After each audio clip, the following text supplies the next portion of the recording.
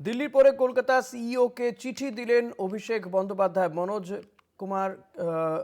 কুমার আগরওয়ালকে চিঠি সাক্ষাৎ চেয়ে চিঠি দেওয়া হয়েছে বলে জানা যাচ্ছে। অভিষেক বন্দ্যোপাধ্যায় চিঠি দিয়েছেন মনোজ আগরওয়ালকে। দিল্লির পরে কলকাতায় সিইওকে চিঠি অভিষেক বন্দ্যোপাধ্যায়ের। মনোজ আগরওয়ালকে চিঠি দিয়েছেন তিনি।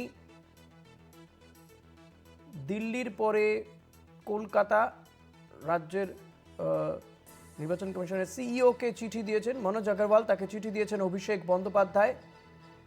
চিঠিতে ঠিক কী বলেছেন তিনি, সাক্ষাৎ করতে চেয়েছেন, কবে তিনি সাক্ষাৎ করতে চান, গোটা বিষয়টি বিস্তারিত বলবেন দেবাশিস সেনগুপ্ত। দেবাশিস, দেখুন, রাজ্যের মুখ্য নির্বাচনী আধিকারিকের সঙ্গে সাক্ষাতের আবেদন জানিয়ে তৃণমূল কংগ্রেসের সর্বভারতীয় সাধারণ সম্পাদক অভিষেক বন্দ্যোপাধ্যায় একটি চিঠি দিয়েছেন। এই তৃণমূল সূত্রে জানা গেছে যে এই মর্মে নির্বাচন দপ্তরের কাছে মেইল পাঠানো হয়েছে।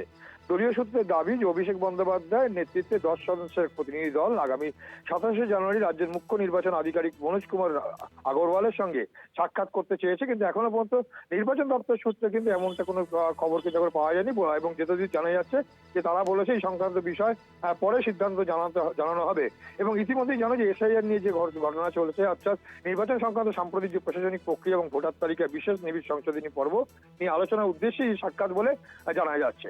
ধন্যবাদ দেবাশিস। কথা বলছিলাম প্রতিনিধি দেবাশিস সেনগুপ্তর সঙ্গে।